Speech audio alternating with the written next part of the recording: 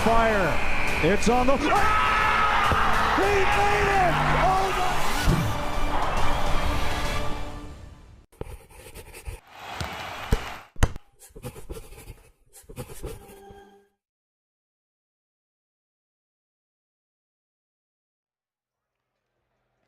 Hello, everyone, and welcome inside of Platt Arena. It's Preston Husband, Ryan Holzapple. It is tip-off of the 2024-2025 basketball season for the East-West Phantoms and the Huntington University Foresters. Thank you for tuning in to FDN Sports today. Ryan, we've been excited for this for several months, and finally it's here. The Huntington Foresters back inside Platt Arena, and it's filling up nicely here on day number 1. Yeah, absolutely. An exciting season indeed. The Foresters are ranked number 2 in the Crossroads League right now in preseason rankings. We have a very solid lineup, and I'm very excited for this new season of Forester basketball. Foresters come into the year at number 19 in the NAIA rankings, in the national rankings, and there's a lot of changes with this roster. We're going to see some new players. We're going to see some familiar faces, but the biggest loss for HU is an HU legend, Zach Goodline. His brother Drew still here, but they're going to have to fill those shoes, especially on the offensive side of the court this year. Yeah, absolutely. I mean, Zach Goodline was the heart and soul of the Foresters offense for the past 4 or 5 years that he's been playing here. So to lose a player like that, who's one of the all-time greats in Forester basketball history, is obviously a tough blow. But this team has managed to build a roster in this offseason that is even better than the roster we had last season, with tons of transfers like Max Gizzy, who actually was very good against the Foresters last year. So we had some huge additions to the team. Not only that, but you add in a guy like Kamani Smith from Rio Grande, KJ, Caden Johnson, for those at home that don't know who KJ is, I suppose. He's a transfer who had to sit out last year because he transferred within the league. He comes from the Goshen Maple Leafs. He was a all-freshman team player there, nearly a third-team player, averaged over double digits in points. So we'll see him at 6'11" here today. Not only that, a couple of freshmen that are now in the mix. So like many teams do nowadays, they go into the transfer portal. They pull different players, older players to their program, and that's a big part of Corey Alford's roster transformation this year. Yeah, absolutely. And one of the players that isn't even from the transfer portal, but was recruited from overseas, Roman Brewer, who was very good last season and is looking to be a huge part of this team's identity this season. This team's going to be bigger. They're probably going to be the best defensive team that Coach Corey Alford has had in his time here. Corey's in his 5th season. He's got 85 wins in his first 4 years. That's over 21 per season. He's got 14 against top 25 teams. He's done a really nice job coming in here. Obviously, Platt Arena, a part of his doing, because he's bringing a lot of success to the basketball program. He's obviously a popular name in the state of Indiana. His father, Steve, was an all-time great at Indiana University, now coaches at Nevada. He's had stops at other places as well, so it's a good guy to have. And then you add the name Platt on top of him, Platt Arena, and the last name Platt is extremely popular in the state of Indiana. Steve, one of the best college basketball players, not only in the state, but ever, and he played right here inside Platt Arena, and the older version, of course, and back in the day, he was dominant, and it's always nice to honor him and talk about him as well. So we won't tell you the starting lineup yet, but it is going to be a little bit of a mix-up. A couple Foresters in and out. Lane Sparks is going to miss the first 4 games of the year, and so some other guys are going to have to step up, and it looks like Kamani Smith maybe not dressed for tonight as well. Landon Jordan didn't have his jersey on during warm-ups. He does now, so we'll just have to see who's available, and it's going to be a little bit of a change. We'll actually go ahead and introduce you to the starters now. Max Gizzy, that impact transfer from Marion, he comes from a really solid program down in Indianapolis. Coach Scott Hetty left them, so he left Marion as well and came here to Huntington. He had 26 points here in his one stop in Platt Arena last year, 19 points against the Foresters at Marion. So he plays well against the grain. We'll see if he plays well in it. And then as far as the rest of the start to go, Drew Goodline had a breakout year last year. His brother, Zach, we already talked about, no longer in the program, graduated playing some basketball overseas. Roman Brewer is in there with Landon Beagle and Jackson Paul. And now we're going to take a break for the national anthem and prayer, and we'll come back with East-West starting five and tip-off for Platte Arena.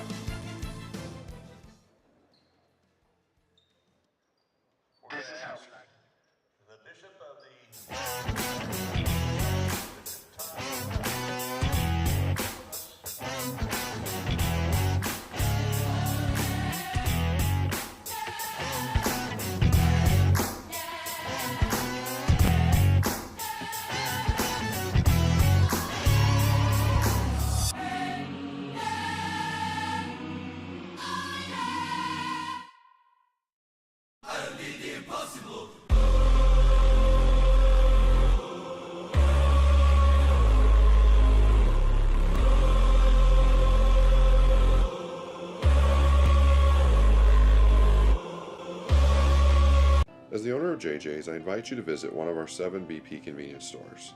And when you do, I expect you will experience hometown excellence in the cleanest and friendliest convenience stores in your community. Please also consider visiting JJ Java for the best cup of coffee in town, or JJ's Pit Stop for a quick, no appointment necessary professional oil change. Also, if you ever need a clean and efficient environment in which to do laundry, JJ's Washroom is ready to serve you.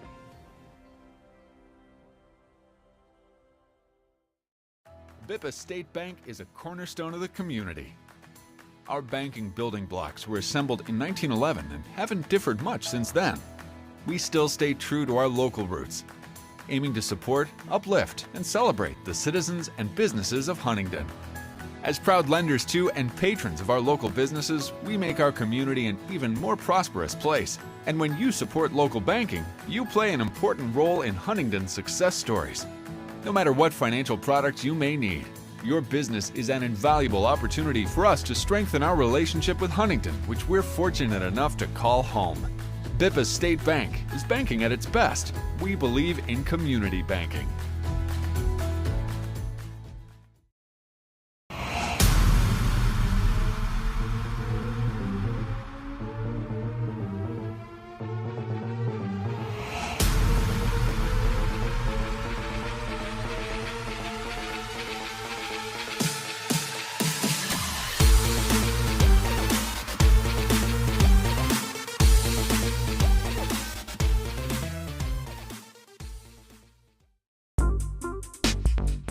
I've been interested in animation since I was really young. Animated movies have always been my favorite.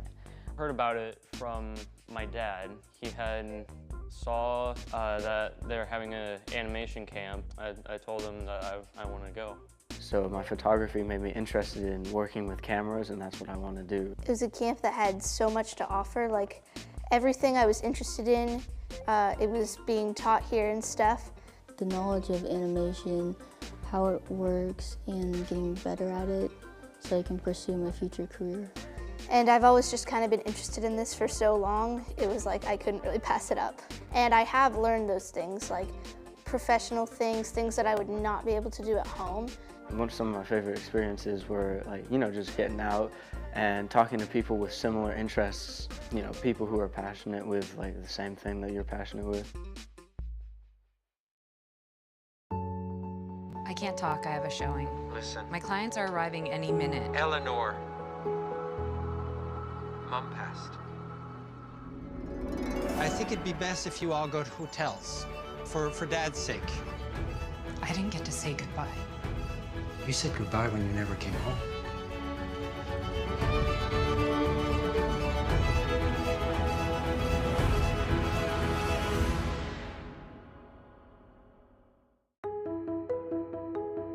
At nursing camp, we learned a lot and had a lot of fun at the same time. I've always wanted to be a nurse since I was a kid because my mom and grandma were nurses. So I felt really behind and scared to be majoring in nursing. The professors really make sure that you feel welcome and that you are really understanding what you're getting into if you do join. My favorite part, I think, was going to the research center We got to practice like CPR. I thought I would come here and not know, talk to anybody. But first day, it was like, oh, I already had a whole group of friends. I would describe nursing camp as super fun, but also super educational. Like they took the education process and made it fun. Everybody's gonna make you feel welcome, and you're really gonna have a good time.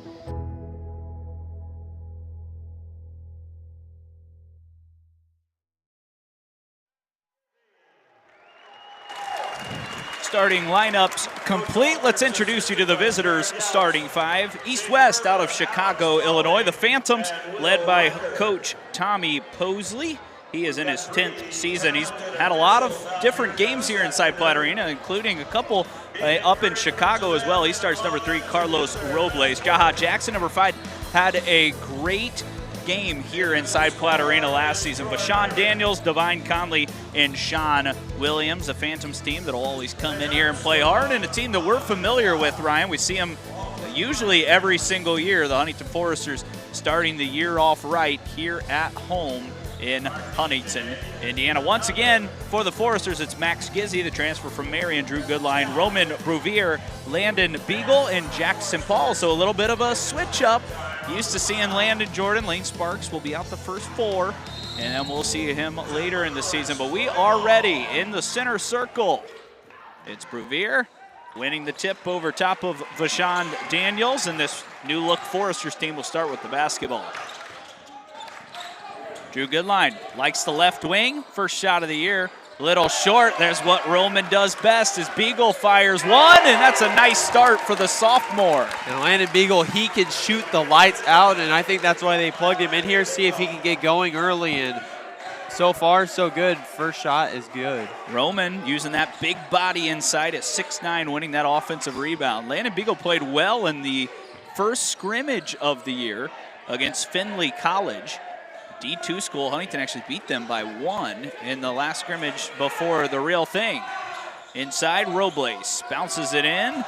2 on the shot clock. It is off in time, but short, and the Foresters force a shot clock violation on the first defensive possession of the year. And that is great defense. I mean, that's a good, solid 30 seconds of defense, and that's all a coach can ask for. You get that 30 seconds of just strong defense, force a shot clock violation. That is the kind of defensive tone you want to start the game with, and they did right there. Drew Goodline cut the hair off a little bit before this first game of the year. Saw him shoot it really well, right around 40% last year from downtown as East-West falls into a zone. Drew looking for an open shooter. Landon Beagle had the first 3, now goes off the dribble, a little too tall. JP able to keep it in the front court. Step back with 1 on the clock, left short. Rebound pulled down by Divine Conley. Nice defense by the visitors. Yeah, absolutely. That zone was working well. Foresters couldn't get an open shot, and that's perfect defense. 3-0 start for HU. This is one of their best players for the Phantoms. Jaha Jackson played really well in this building last year. He's stripped, and now the Foresters have a leak out as Drew Goodline has his first 2, an easy deuce. And Jackson Paul starts that transition offense with the steal there, and that's something he's so good at. One of the best perimeter defenders in all of the Crossroads League and a leader for this HU team, and he's going to be looking to do that a lot this season. Not only is he one of the best perimeter defenders, but the new transfer, Max Gizzi, he was also all-defensive team last year in the Crossroads League, and you can see it right there. 10 on the shot clock. Roman taps it out of play. It's an early scoring drought for the Phantoms. This Forester defense we talked about, this might be the best defensive team that Coach Alford has had here inside Platt Arena. I mean, there are no weak defensive links on this team. I mean, you could argue maybe Landon Beagle, who's more of a shooter, but at the same time, he still uses his height and length, like right there, to get a steal. Landon goes right down the heart of the lane. Jackson Paul stops the drive, kicks it out. Roman inside the paint. Max good in that mid-range area. Jackson Paul will restart the offense. Gizzi in his 5th year in college basketball. Beagle's open again. He's got 2 in a row. Landon Beagle, that is what he does. He shoots, so he uses that height and that speed to get open and knock down the open 3, and East-West has got to do a better job of closing out to his shot. It's Landon Beagle's first career start. 16 games last year, only 102 minutes. But he shot it so well at Oak Hill in his high school days. Jaha Jackson gets the defender in the air. Good recovery by the Foresters. Late shot clock again. Divine Conley swings it over left side. That one's too strong off the shot from Vashawn Daniels. Beagle was ready to pull up in transition. The first turnover of the day for the Foresters. That was great trailing defense there by Carlos Robles. He was right behind there, caught back up, and got the perfect steal. I mean, that is great transition defense. Jackson being hounded. Robles wide open. The first two comes from Robles right inside. Looks like he beat Beagle on the backside. Yeah, Beagle's got to watch that backdoor cut as he left it wide open, and Robles took advantage of it. Landon's open again. 3 for 3 to start his sophomore year. How about that? And they have no defensive player on him, and he is just getting wide open shots, and that is not how you're going to win this game if you're East West. His career high is 12, and that came last year in an early matchup against Grace Christian. He's already got 9 of the first 11 points of the season. Off the dribble, Devon Conley pulls up and hits a 3 right in the eye of Jackson Paul. Stares him down a little bit too there. It's a tough shot over top of a good defender. Foresters back to work. Still in a zone are the Phantoms. Got to keep track of 15 though. And 5 is a pretty good shooter too. Jackson tries a long one. That's too strong. Landon rips it down. Drew from his favorite spot. No good. Roman fighting hard. No whistle. Drew's there to clean it up. And Roman Brewer creates that opportunity right there with just pure hustle on the glass. Drew there to clean it up, and that is straight hustle and effort from Roman. I think it's Brewer, not Brewer. I actually had to double check. He's from Belgium. So wanted to make sure we're getting that right if his parents are watching back at home. And he's an exciting player. He really grew into a nice role as Jaha Jackson does what he does best, gets to the rim for an easy 2. And they got to watch out for him. Jaha Jackson was one of the best players here last season. He really had a great game. You got to be careful. East-West bench shouting out directions. Roman working hard in the paint. JP off the dribble. Trying to find an opening. Good defense here as Jackson cuts through. First whistle is going to go on East-West as Jackson creates the foul, And that'll take us to the under 15 media timeout. Fast start for both teams, 13-7 when we come back to Platte Arena. Got a personal foul on number 12, Vashawn Daniels. We've got a timeout on the floor. Bippa State Bank is a cornerstone of the community. Our banking building blocks were assembled in 1911 and haven't differed much since then. We still stay true to our local roots, aiming to support, uplift, and celebrate the citizens and businesses of Huntington. As proud lenders to and patrons of our local businesses, we make our community an even more prosperous place. And when you support local banking, you play an important role in Huntington's success stories. No matter what financial products you may need, your business is an invaluable opportunity for us to strengthen our relationship with Huntington, which we're fortunate enough to call home. Bippa State Bank is banking at its best. We believe in community banking.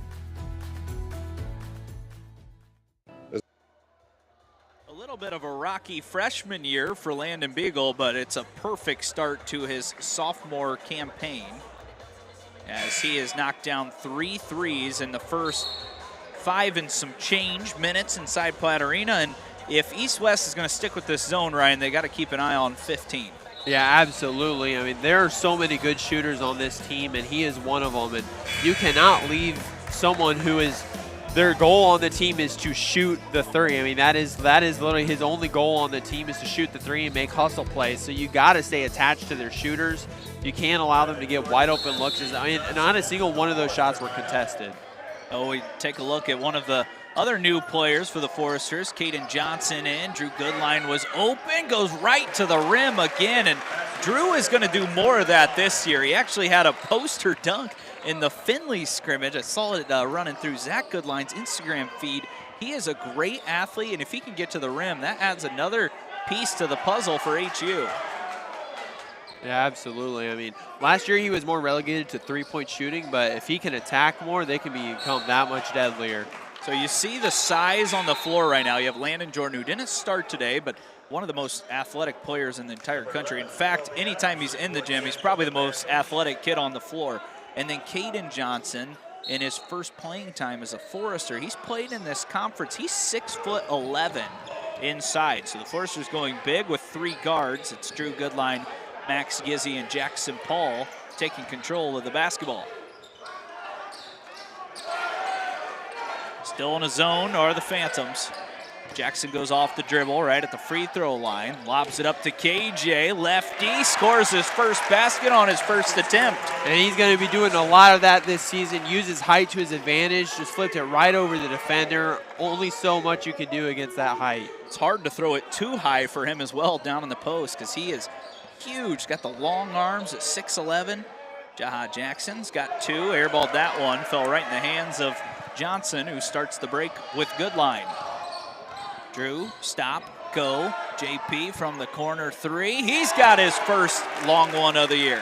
And he's going to be looking to shoot a little bit more. He was more relegated to the mid-range last year, as that's usually his sweet spot. But Jackson Paul, is one of the leaders of this team, is going to have to make those open threes, as he does right there. Robles falls down, leak out for the Foresters. KJ following, landed off the glass! And that is the Forester Classic right there. Landon Jordan with the dunk from a good line pass. And does that look vintage or what? You could see Drew looking back to see if Landon was following. He had him or KJ, and the high flyer has his first highlight of the year. Offensive foul on East West. Man, it's going to be exciting this year with this team because they're already showing you they've got these guards. They want to get out and run, and when Landon runs the floor with them, he gets rewarded. Yeah, and you saw that. He had KJ and Landon trailing it. He could have thrown a lob to either one of them, and that is just such a blessing to have those 2 tall players like that can do that. Gizzy has yet to take a shot. Finds KJ, who skips it to the corner. It was the right idea, just not the right pass. And we'll see another sub here as Cade Brenner, another sophomore who's coming in, will take the place of Drew Goodline, who's off to a fine start. And he was just a little bit off with that pass. Like you said, right idea. He had the right mentality of where he needed to get that ball. Just Jackson Paul was slightly to the right and threw it out of bounds instead. Visiting team making some changes as well. Number 22, Victor Garrett, in for the first time. Jackson, their playmaker, being defended well by Jackson Paul. Now off the dribble goes Divine Conley. He had a 3, missed that one a little too strong. KJ there to pull it down. Gizzy, downhill drive, stops in the paint, usually plays off 2 feet. You like that from him. That's Jackson's shot. Missed that one. Forester's fighting hard. Tip shot doesn't go for Jordan. And that's usually a shot Jackson Paul makes, just barely rims out, and he'll be making a lot more of those throughout the season. Foresters with great transition defense to stop Jackson. Conley launches another 3. He's got 2 of them. He's leading the team right now with 6 of the 10 points. And he's had the ball in his hands quite often. Usually you see Jaha Jackson with the ball in his hands more often, but if Finley's going to be making these kinds of shots, they're going to keep passing it to him. Jackson off the dribble. Cade Brenner can really shoot it. Missed that one. KJ goes right over the top of the defender. Misses it with the right hand. Uses his strong left on the second try. And the East-West bench was getting up because they thought he had an over-the-back foul as he's pushing the defender down, but that's just his height. He used it to get the rebound there. Step back 3, a little too strong there. Caden Johnson's really rebounding it early. He's already got 3 of them. Cade open again, a little 15-footer, knocks it down. That's a tough shot and not one we see a whole lot, but he's another sophomore that maybe didn't have the freshman year that he wanted, but he can really shoot the basketball. Yeah, I mean, in high school, he was one of the best shooters in the entire country as a high schooler. He is an incredible 3-point shot. And when he gets going, I mean, all it takes is one shooter. As you can see, landed Jordan with the emphatic jam right there. He went right over the top of Divine Conley, who was running back on defense. As HU now kind of falls into a little 1-3-1 look defensively, maybe more of a 3-2 zone. Long shot from the top of the key. That one rims in and out. Roman, who's rebounding it well early, has another. Brenner open on the far side. Throw it up top to Landon. He's fouled on his way to the top of that pass by Zach Patterson. Just the second foul. There haven't been many stoppages here in the first 10 minutes. Yeah, the refs are letting them play a little bit on the defensive end. They're getting scrappy, and that's when the game can get really fun for both teams, is when the refs aren't being so as a lot of people say, weak with the calls and allow the players to play a little bit. Jackson has to find Landon, who finds Landon Beagle, who tries to go up for a dunk and had it knocked away by Jacoby Adams. Quick transition play, nice follow and finish there right at the rim by Victor Garrett. Yeah, I like that aggressiveness from Landon Beagle. Not really known for being a slasher like that, but going for a poster jam. He is sneaky aggressive. He's also 6'5", so he can get to the rim. Just like this guy, Jackson fouled at the rim. He's going to have his first 2 free throws and the Foresters' first free throws of the year. And we've got our second media timeout. We'll take a break. HU off and running, 26-12 when we're back.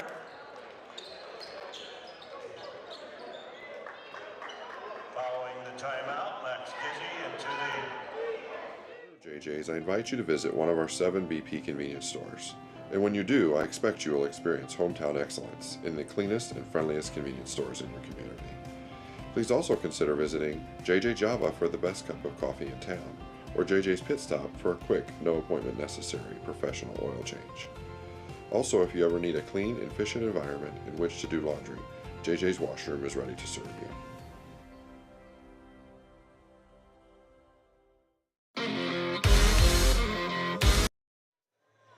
Back in Platt Arena, it's a fast-flying start, 26-12, 9:42 left in the first half. And one of the leaders for HU, Jackson Paul, going to the free throw line. And I'm aware, Ryan, you kind of caught up with him recently to talk about what this team's outlook is for 2024. Yeah, absolutely. Jackson Paul has been an important part of this team, and the other night I got to catch up with him a little bit about, this upcoming season, what his kind of outlook on the season and what he expects from the team. He has that same mentality of they're going right back to that national tournament that they were at last year and lost to, I think it was Arizona, who was the host of the tournament. But he is expected to take up a huge leadership role this season, and he is fully embracing it. He's been loud at practice. He's been helping coach some younger guys like Cade Brenner and Landon Beagle, who have already had an important impact in this game. And Jackson Paul is really, he like, just through talking to him, I could just tell that he is ready for this season, and he believes that this team can go really far. He'll have a chance for his first 2 free throws of the year. First one up and rimmed out. He's a pretty good free throw shooter, 73.2% last year. Took a huge step as a sophomore 2 years ago, 32 games, 1 start. Last year, 32 games, 31 starts, and man, was he good defensively, but he had some big games offensively as he misses those free throws, and now back and running is East-West. That's what their head coach, Tommy Posley, has been wanting in each timeout. He wants them to push the pace and get out in front of this Forester defense, because the defense is pretty good when it's in the half court. Inside, Jalen Jackson drops it off. Nice move with the right hand and score by Victor Garrett. He's leading the way for East-West as he's got 4, actually one more player with 5. That's Divine Conley, but Garrett looks good inside. I mean, that's exactly what you draw up right there. I mean, he got the mismatch with Jackson Paul, the smaller defender, and just flips it right over him with a nice little push shot. And, I mean, can't have a much better shot than that. Jalen Jackson did not like Jackson Paul giving him a little bit of a shove with the left hand. All good, though. Just competitive players going at it on both ends. Landon Beagle finds Roman Bruvier. Nice pass inside. Brenner between a few defenders. Landon catches and dunks it right over the top of Garrett. And that is a poster right there, a poster putback jam. And that is something Landon Jordan is so good at. Roman, good defense, stayed straight up. Loose ball, Gizzy gets it to Bruvier.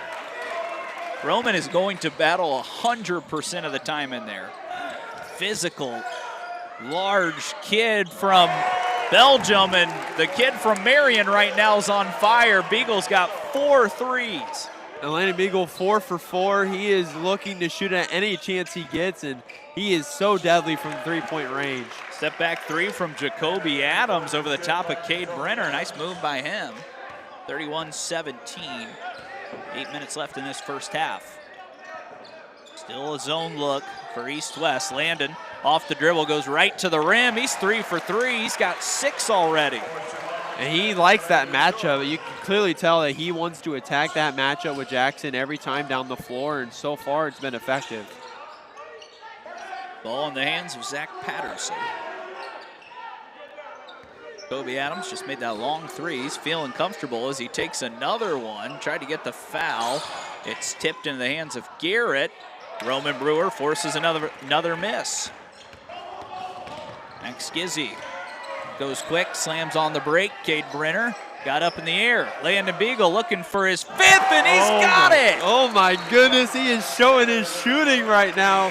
Landon Beagle on fire. That's already a career high 15 points from Beagle. He shot 37.1% last year for three, but extremely limited action. We talked about it. His goal this year, make 1 to 2, 3 threes. He's made 5 in the first half, the first 13 minutes of the first half. Yeah, I mean, he is showing his shooting prowess right now. I mean, this is what he is on the team to do, and he is showing his effectiveness in that role right now. 5 for 5, and Coach Corey Alford, I'm sure, is absolutely loving his shooting performance. Left side, Marquise Merritt. Now inside, Jaha Jackson. KJ tried to block it, got there a little late. See who the foul goes on. It is going to be on Landon Beagle instead on the right side of Jaha Jackson, and he'll have a couple of free throws. Fell to the ground hard, but when you go up against 2 defenders like that, you expect to get some contact there, and he got exactly what he wanted, and he's going to free throw line. Jackson off to a nice start this afternoon. He has a bucket as he knocks in his first free throw up to 3 points. Miles Good, it looks like, checking in for the first time. Another freshman from Fishers, Indiana. He went to Lawrence North. Great practices so far, I've been told by the coaching staff, and Lane Sparks actually let me know that he might be the freshman that we see make the most impact, and he's the first freshman into the game. Well, he is a very good ball handler. He's very good in the pick and roll. He has great vision on the court, and he can make a huge impact. Beagle's got 5. That's his first miss from deep. Looking for a 6 for 6 start. Jackson off and running. Gizzy stops the break. It doesn't matter, though, as Jackson goes right over the top. Jaha Jackson, he is a very lethal scorer for this East-West team. He is very good. Foul here right at the half court. Maurice Merritt was getting ready to run the other way. You can see he kind of held up Gizzy. That's the 6th foul. The next one will put the Foresters in the 1-1. It'll be Foresters ball in the front court. Drew Goodline goes to Good. Drew gets it right back. Finds an open shooter in Gizzy, but quickly closed down. Shoots a 17-foot fall away. Caden Johnson gets it back. Landon Beagle in the right spot at the right time.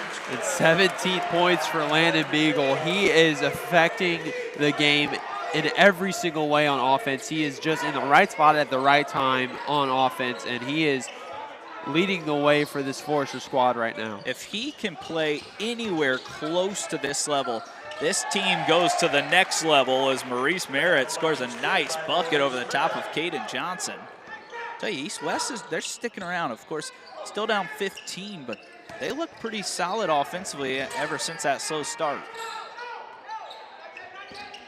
Drew Goodline down the lane. Landon Beagle has 6 threes in the first 15 minutes. Landon Beagle, unbelievable shooting.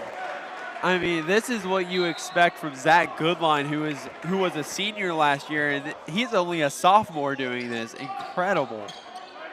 41-23. Landon Beagle's got 20 points. Left side of the lane, drive, and another great score by Maurice Merritt. He's showing off right now. Flexed on him a little bit there as he scored over the taller defender. Guess who's open? Guess who's shooting? Guess who's connecting? No way! Landon Beagle, unbelievable. 7 of 8 from downtown. He's got 23 points. Now playing good defense. Fall away jumper, no good. I have a feeling I know where this ball is going. Here he is. Stop it. Stop it. Can it be 8? No good as it falls out. Miles Good keeps it alive though. Gizzy finds Goodline. He's a good shooter. Hey. Same result. Foresters just cannot miss. They are finding the bottom of the net on every shot they throw up at the rim. And East-West not having a bad offensive game. They just cannot keep up with this Forester offense. Everyone watching at home, if you're keeping track, 7 threes for Landon Beagle. The record is 10 in a game, and that was set by Connor Platt, one of my good friends and good scorer, top 10 scorer here in Huntington University history. And he could really shoot it. And right now, number 15 is doing the same in white. Last media timeout. Forester's on fire.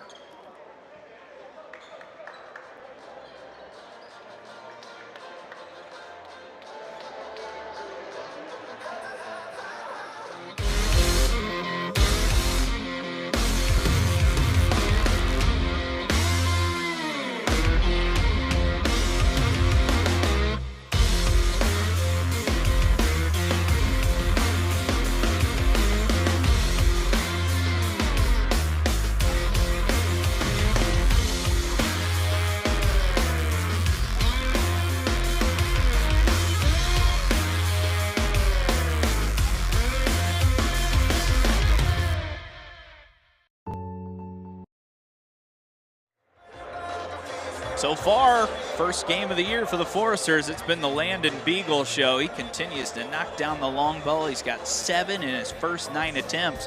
Right now, he's the difference on the scoreboard, and maybe one less. He's got 23, but the score is a 22-point advantage for the Foresters. 47 points already. It looked pretty good with the changes in the roster so far. This is without their top scorer, Lane Sparks. I mean, if Landon Beagle, like you said, could do anything similar to this in the regular season, this team just becomes that much better. I mean, this team has so many offensive weapons. You have Max Gizzy, who hasn't even scored a single point yet. He's one of their better offensive attackers. You have Jackson Paul, Landon Jordan, Drew Goodline, who's made his impact felt.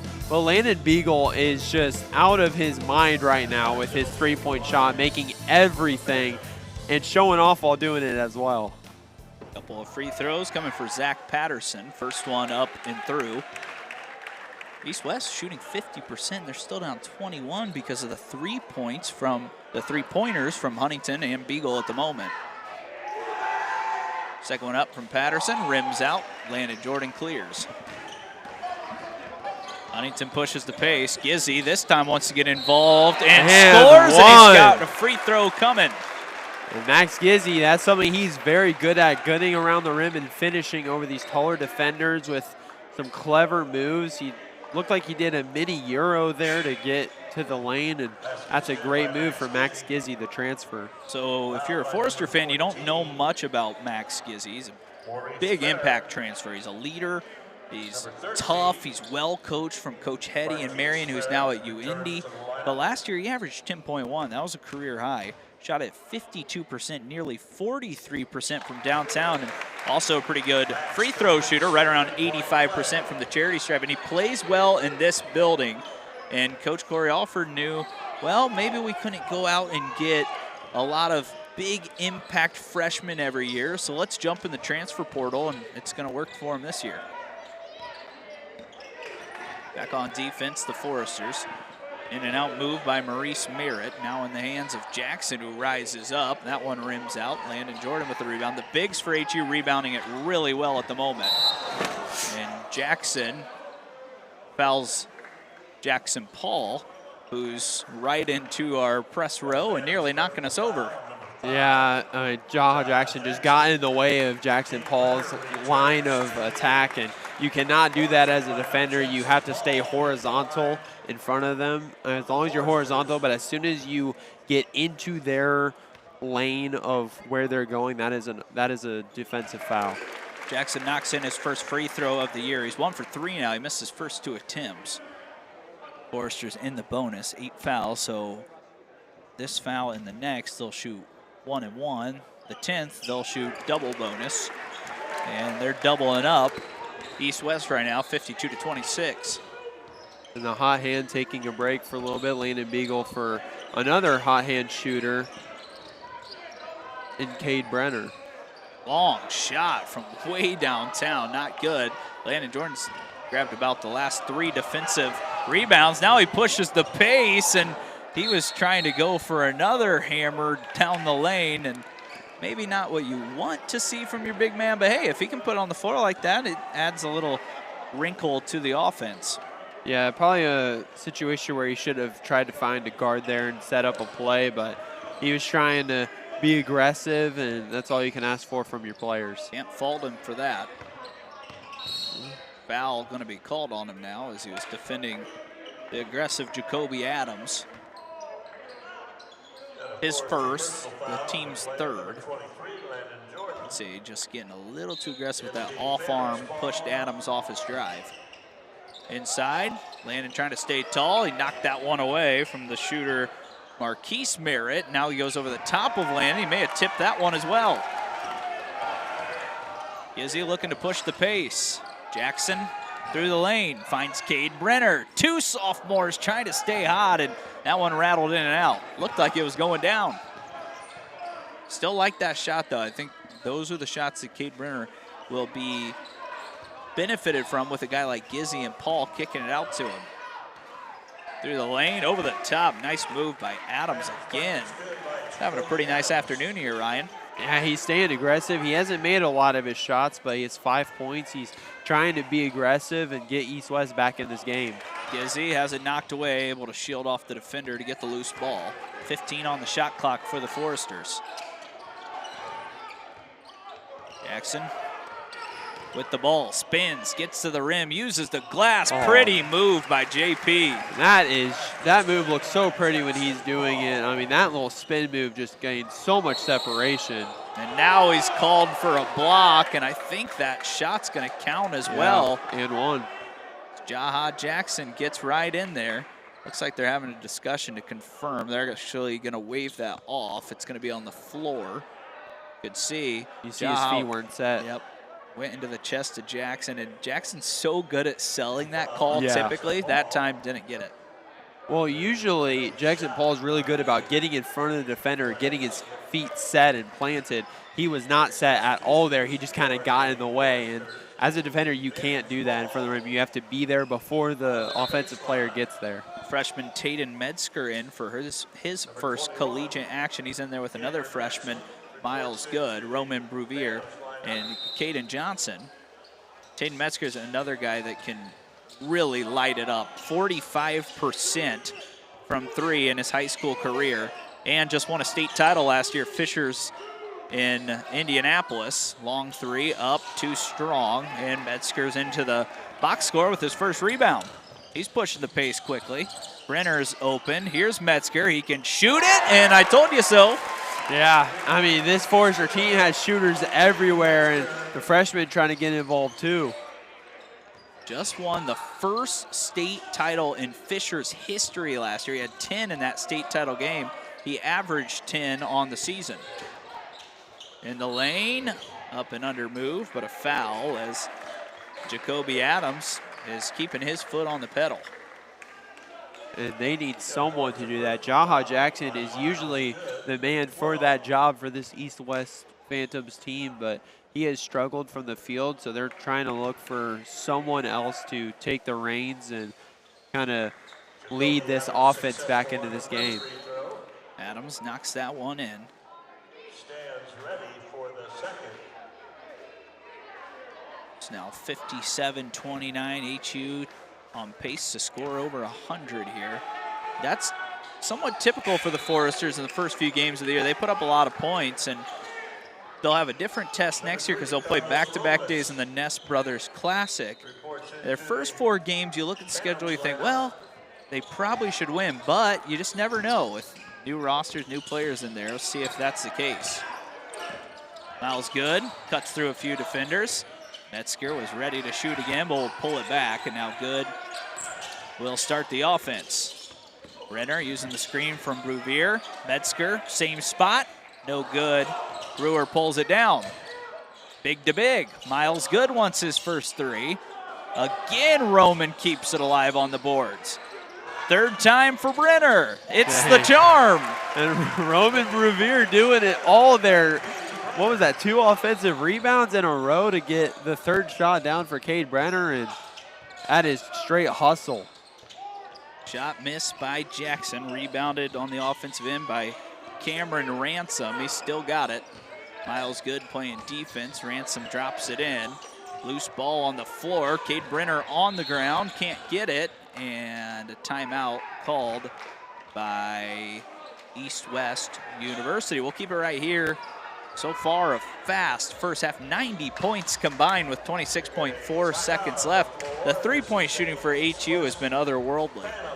Yeah, and especially from Landon Beagle. I mean, he's contributed to over half of all of the three-pointers they've made, as well as almost half of their points with 23. He's been the point of emphasis for this Forester offense, and he has shown off here tonight. And some of the freshmen getting some run time and making their presence felt as well. I was texting back and forth with Lane Sparks earlier this week about the team, about how the scrimmage went against Findlay, and he said our best player was Landon Beagle. He shot it so well, and we know Landon's capable. That was almost a surprise. Like, hey, he had not been playing much at all and really didn't play hardly any valuable minutes last year. Now he's lighting it up and could be a big step. And he's big enough, you could stick him in that 3-4 spot because he's 6'5" and very athletic. Yeah, absolutely. He is kind of a plug-and-play guy for this Forester team. LaShawn Daniels falls and hits right before the shot clock buzzer. The Foresters can hold for the last shot. And Coach Corey Alford wants to use his use it or lose it timeout. Wait and see if it's a full. Looks like it'll be a 30. So he'll draw up one of these plays that him and Jared Yock, who's now associate head coach. Jared Yock this year, he is so important to this team's success and managing late game scenarios like this. And a play like this, Ryan, you might think, why is Huntington calling a timeout? Well, you might have to draw up a game-winning play in this scenario here in the near future when you're playing a team like Indiana Wesleyan, Spring Arbor, or Grace. Yeah, absolutely. Once you get into the Crossroads League conference play, every game becomes a tight-knit, close match, and you have to rely a lot on your coaching staff and the plays that they draw up for the players to go with. And when they can make up the right plays. Roman picks up the loose ball. An open Cade Brenner fires again and knocks it in. And the lethal shooter, that is something he is so good at, and he is trying to start his season off well. Long shot just short. The Foresters put up 63. They're up 31 at the halftime break. I think we will wait and have Coach Corey Alford join us here in just a second. But man, the three-point shooting there by the Foresters in that first half, 12 of 22. Of course, mostly Landon Beagle, but guys like Cade Brenner, Taden Metzger, they're helping out the team as well. Yeah, absolutely. It's been a well-balanced effort. Obviously, Landon Beagle has had the huge contribution early, but the rest of the team has taken over and have gone themselves all the way out to a 31-point lead in just the first half, and this is kind of what they expected to do, and it's exciting.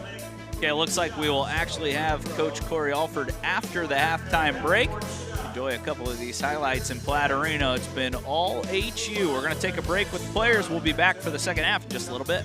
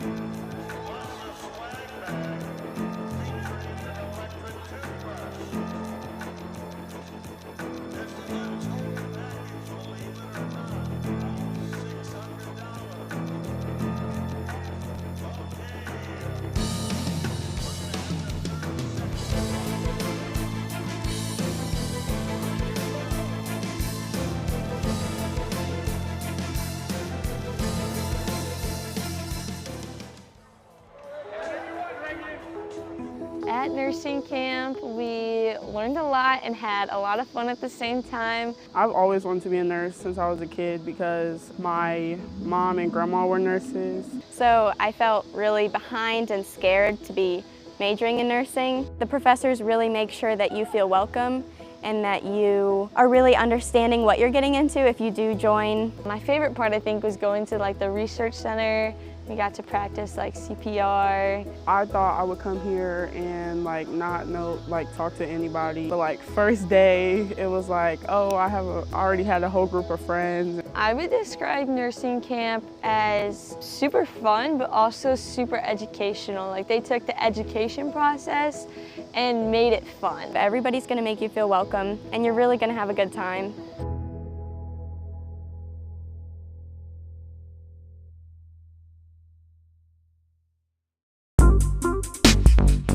I've been interested in animation since I was really young. Animated movies have always been my favorite.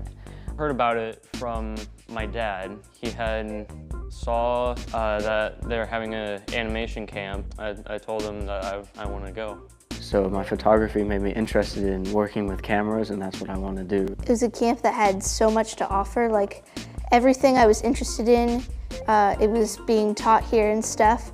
The knowledge of animation, how it works, and getting better at it so I can pursue my future career. And I've always just kind of been interested in this for so long, it was I couldn't really pass it up. And I have learned those things, professional things that I would not be able to do at home. Some of my favorite experiences were just getting out and talking to people with similar interests, people who are passionate with the same thing that you're passionate with. Scene 3, take 4, A only, Mark. 3, 2, 1, take off!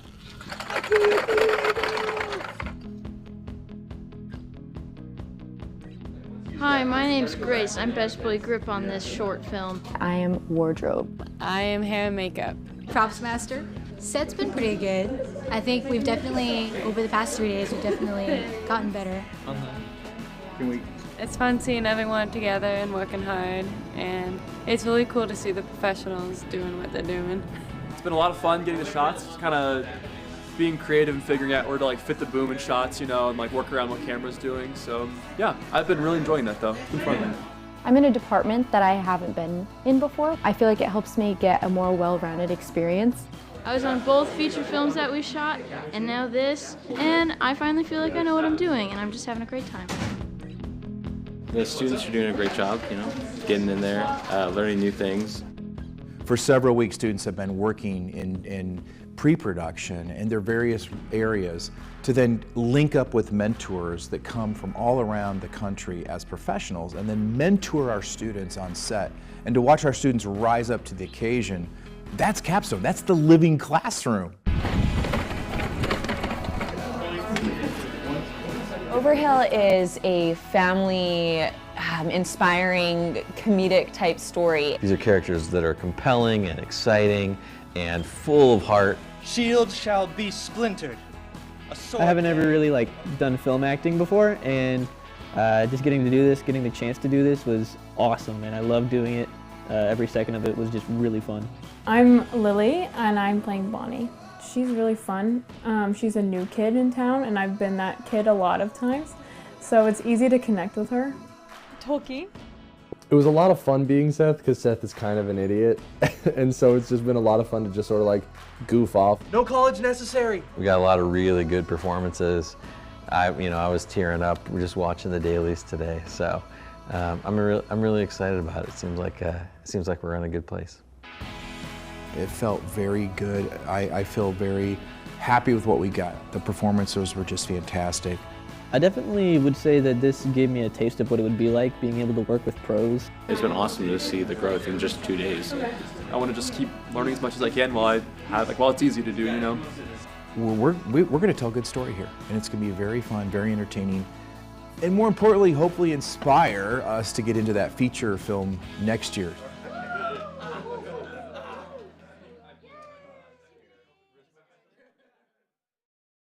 This is how we like to do it.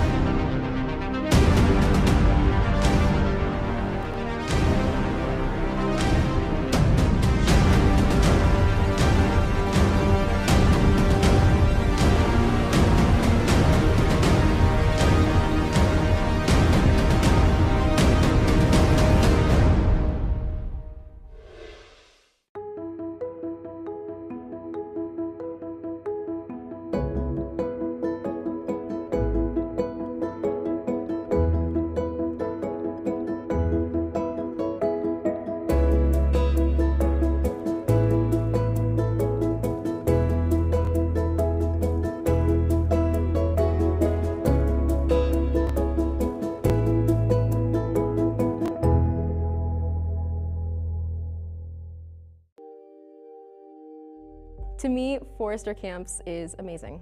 To me, Forester's Camps is cool. To me, Forester Camps is a great experience. I've always had just like a genuine interest for art, and our art teacher was like passing out flyers and stuff. And I saw that my other friends were going to do it, so I got interested in it as well. This is my first college trip, so I didn't really know kind of what it's like to be in college. College really isn't as scary as I thought it would be. Definitely go. There is a lot of really cool activities and opportunities you can get here. Try to get yourself involved. Try to talk to other people who are like at the camp as well. Talk to like your hosts and stuff. I mean, there's no reason not to go. I mean, you get out of school, you get to come here. It's really informative on how college actually is, and that the community here is really great.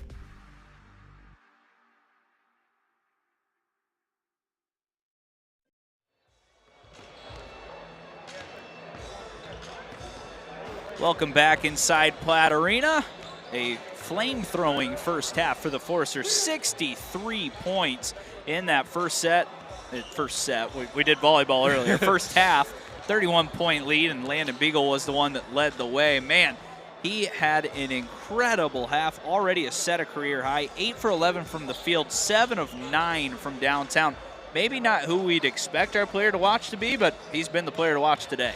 Yeah, absolutely. He has been the focal point of their offense. He has just lit it up from three, and like you said, the Foresters scoring fast and scoring a lot through three-pointers. They have as many made threes as East-West has attempted threes, which just shows you the pace and the scoring that HU likes to go with, and so far it is working in this game.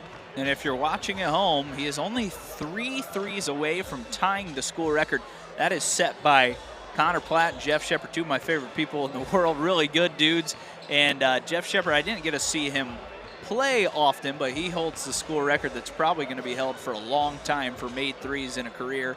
And of course, tied with Connor Platt, who is the best man at my wedding, and the grandson of the great Steve Platt and his dad before that. Ty Platt was the coach here for several years as well. So the Platt family runs strong, so does the Shepard family, and we already told you about the Alford connection to Indiana. Well, Corey Alford made the right connection tonight with a different starting lineup. Yeah, absolutely.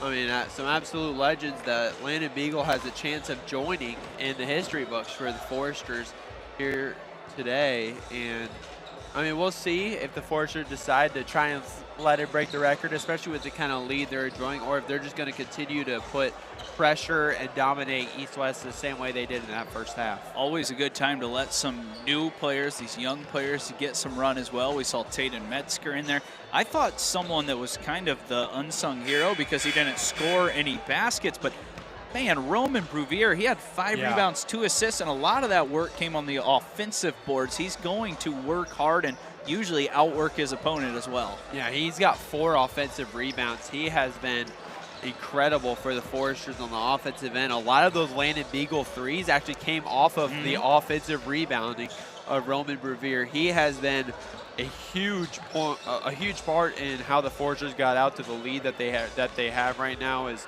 he's gotten them a lot of second chance points, and that's something he's going to be doing all season that Coach Corey Alford really expects from him after getting him.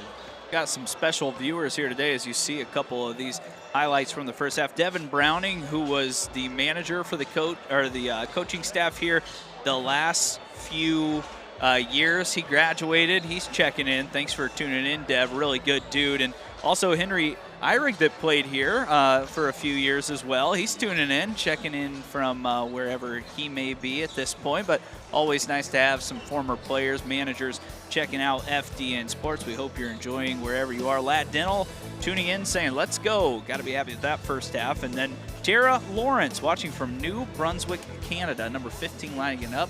Couldn't say it any better. It's a tremendous first half by Landon Beagle. And the Foresters out and running with 63 points. And as Corey Alford does occasionally, I think he forgot about our halftime interview, but we'll hopefully catch him afterwards. And I'm assuming he's just excited about that first half, and so are these fans here in Huntington today.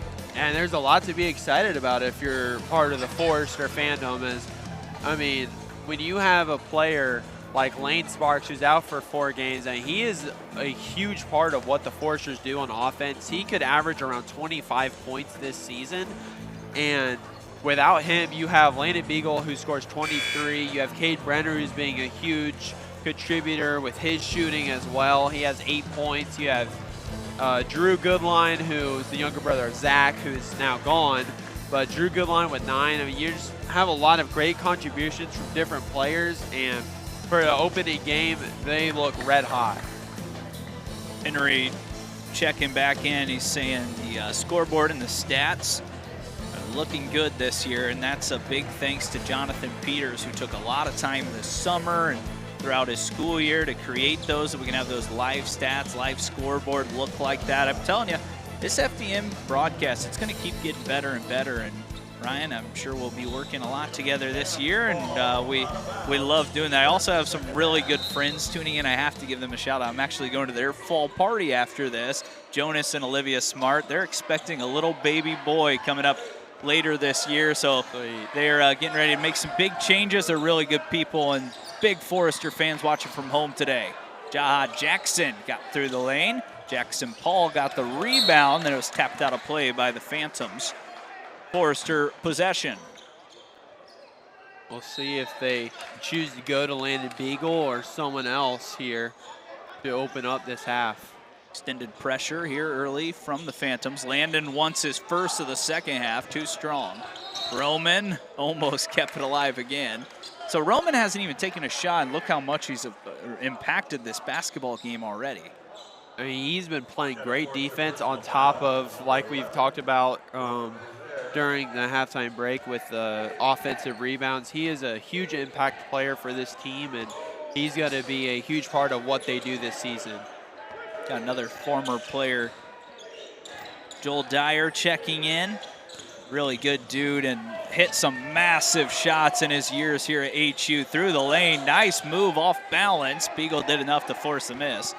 Rouvier pulls it down. Drew Goodline has his head down, moving the other way. Jackson Paul had that 1-3 in the first half. Nice pass, and there's Roman's first points. And finally rewarding for all of his effort getting on the board. Long shot from Jaha Jackson's short. Falls in the hands of Beagle. Pushing the pace. Roman, good pass to the left corner. Jackson slows it down. Landon Beagle was waiting for it. It's a turnover. Back the other way, and a foul on Goodline, as that was Maurice Merritt making his way to the rim. You can tell the Foresters are trying to find Landon Beagle, but some good off-ball pressure and denying the ball from getting to him there by Maurice Merritt. He got the steal there and got the transition opportunity, and that is great play from East-West. You know, talking about Joel Dyer, it's number 14 at the line. That was his number for the Foresters. He maybe didn't have all the gaudy stats or the big-time 20-point games, but he hit some threes in a game in the old Platte Arena against Taylor in the Crossroads League tournament that I was losing my mind on the broadcast. It was like my first year doing it. I could not help myself because Joel was hitting these big shots after big shots, and he did it 2 games in a row late in the season for that team. Jackson Paul knows a thing or two about big shots as he drops in another 3. And they're playing a lot tighter on Landon Beagle, so it's leaving Jackson Paul wide open as Jackson's defender has to come over for help defense and leaves him wide open for the 3. Off the bounce, good defense. Danye Grant, not much room to operate, and that pass thrown to the bench by Maurice Merritt. Huntington with their largest lead of the day at the moment. They'll look to add on. 68-32.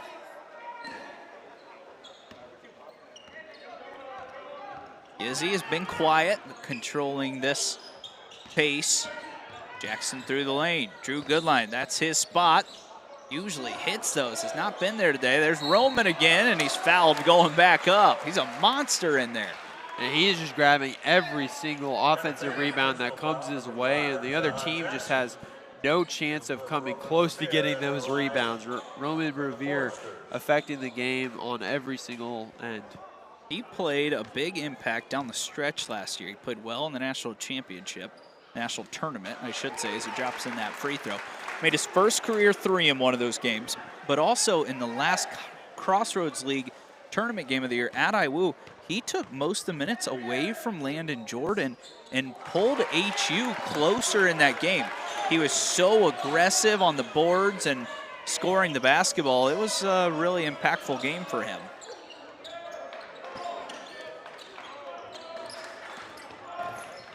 Left side dribble, Danye Grant was fouled by Jackson Paul. East West will keep the ball. It's Jackson's second of the day. East West has yet to get on the board in these first 2.5 minutes of action. 3 ball on its way. That's off the side of the rim and out of play. And Goodline touched it last as Grant was there to kind of knock it off the hands of Drew.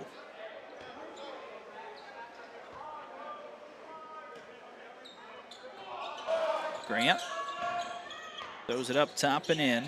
Maurice Merritt off the bounce. Cameron Ransom. He'll go off the dribble to the lane. Landon Beagle stay tall. Drew Goodline with the board. Roman off and running. The catch and the score.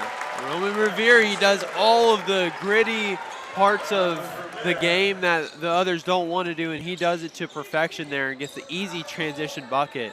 He had a knee injury last year at Indiana Wesley, and it kept him out for a while. Took him a while to get his rhythm back, but man, he looks like the Roman we saw at the end of the year last year. Fighting hard inside, swing pass to Gizzy, drives left side, stopped by a few defenders. Open Drew Goodline, top of the key, count it. And they are just leaving players wide open. I mean, you can't leave Landon Beagle open, who was most of the recipient of those kinds of passes, but now Drew and Jackson Paul getting wide open looks. They are picking apart this East-West defense. Gizzy doesn't do a ton of scoring yet. He did average 10 per game last year. He does have 2 assists, but he's just a veteran out there. He finds these little spaces. He just assisted on that last shot by Goodline. Drew, wide open again, decides not to take it.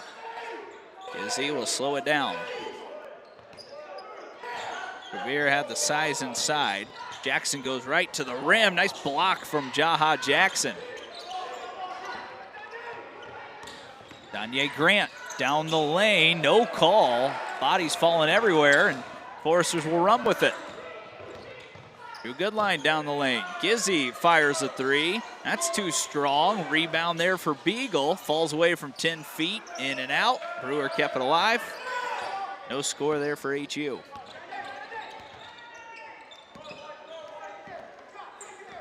The next whistle, we should be under the under 15 media timeout.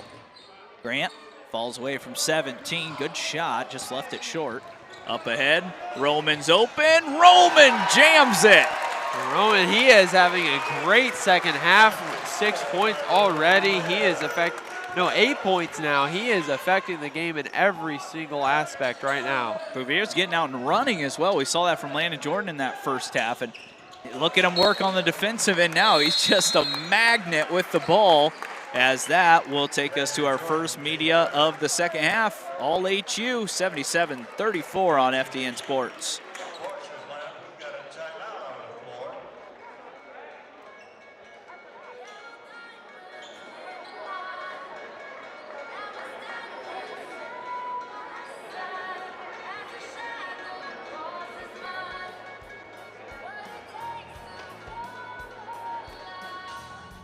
I can't talk, I have a showing. Listen. My clients are arriving any minute. Eleanor. Mom passed. I think it'd be best if you all go to hotels, for Dad's sake. I didn't get to say goodbye. You said goodbye when you never came home.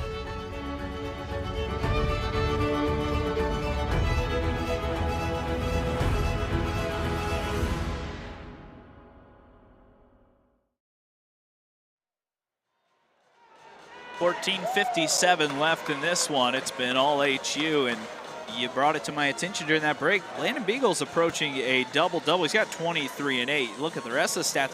Drew Goodline's got 12, 6, and 3. 6 assists. He's a great passer.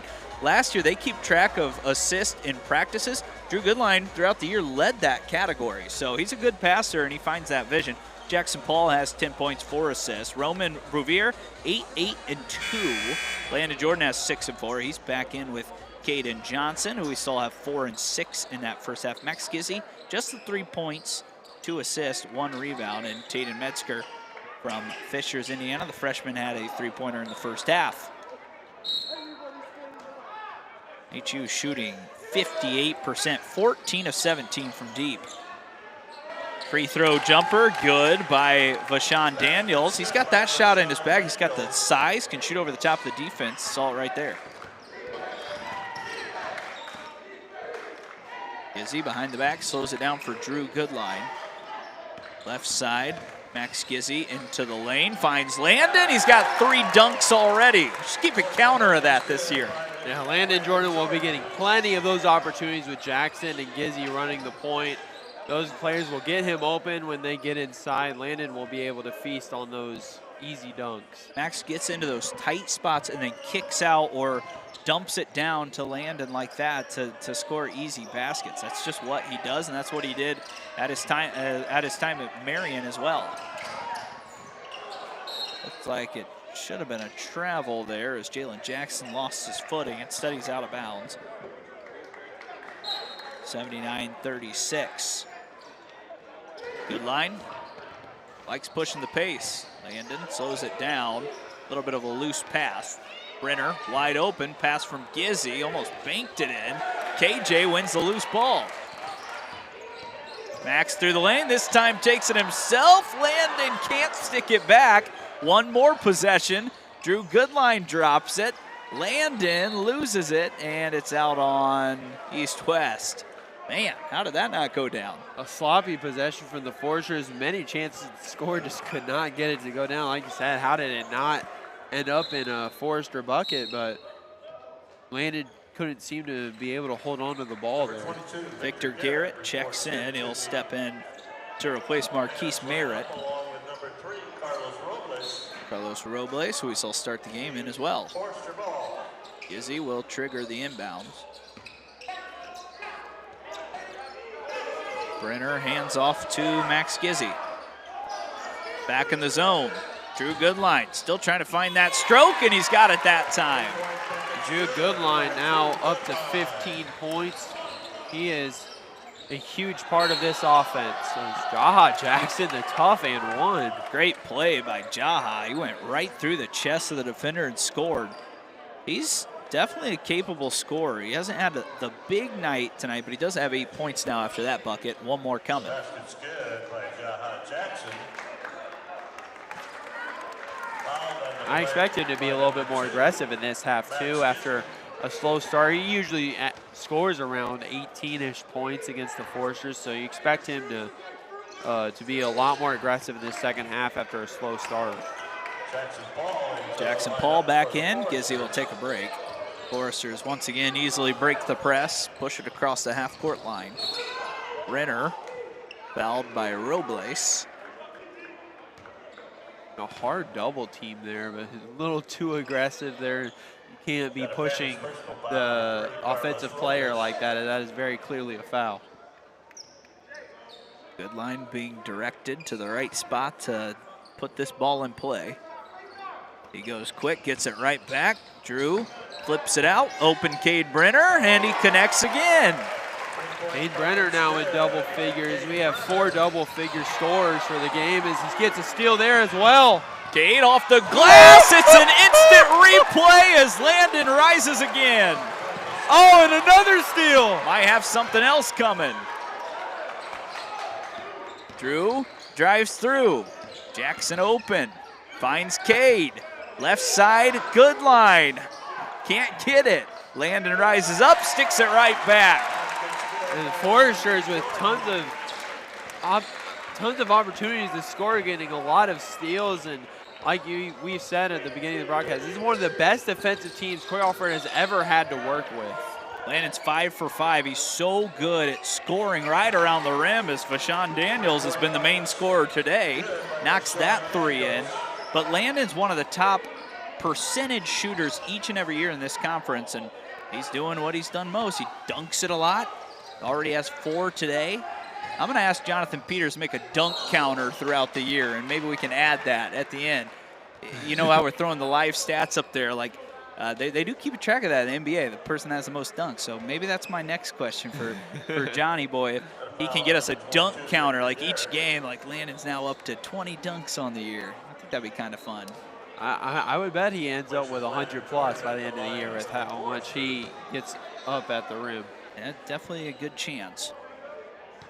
This is one of the areas, though, that Landon could improve in, as he misses that one a little too strong. Just 52% last year. And he gets sent there a lot because he's around the rim a lot.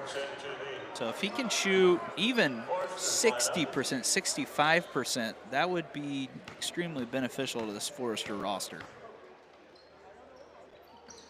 Missed them both. Cade Brenner with the board. Finds Jackson Paul, who fires a quick one and banked it in. Wow, what a shot from Jackson Paul. Thought he got fouled there as the player landed in his shooting space, which usually results in a shooting foul.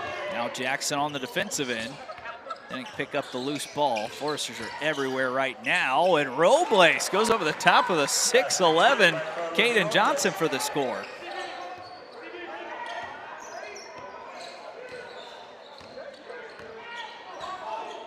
Foresters take care of the basketball really well. They're doing that again today. Jackson gets in the lane. Miles Good wants his first 3 of the year. KJ keeps it alive. JP looking for 2 straight. Too strong. Miles Good tipped it to Landon. Off and running is East-West. Caden went through and tried to deflect it away from Garrett, but he scores, and then Brenner almost throws it away. It seems like it's a good time for the Foresters to maybe just slow it down a hair. They're already at 92 points with 11 minutes left. This may be one of the highest scoring games that we've seen in a while for this Forester team. I mean, they are firing on all cylinders right now, making almost every shot they put up. Ruben Bruver back in.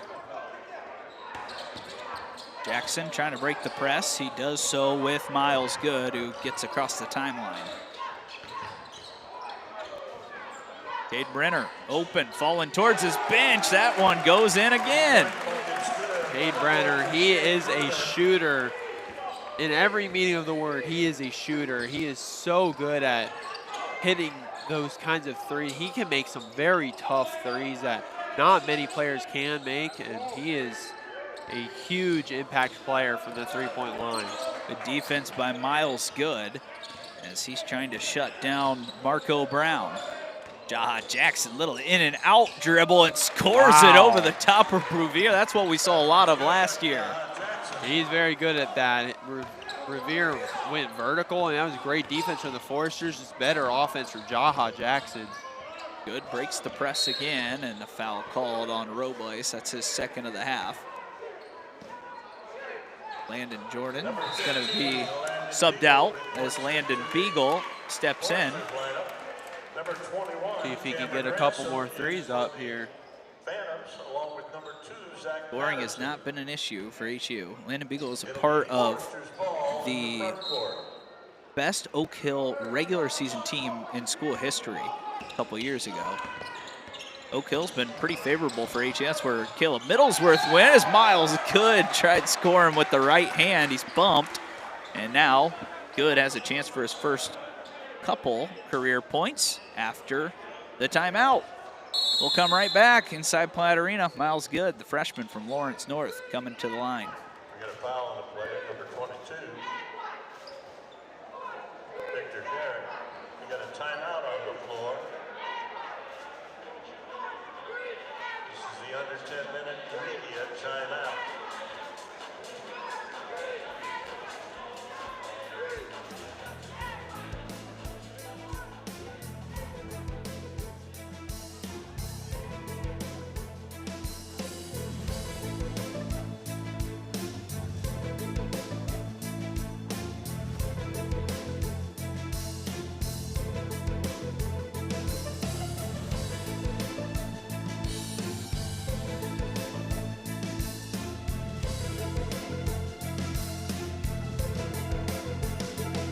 highlights to choose from today. The Foresters already at 95 points. Landon Jordan, Roman Bruvier rising above the rim. It's been the three-point shooting that's really led the Foresters so far. A couple of these from Brenner to Jordan. And the first half, Landon caught one off the glass from Drew Goodline.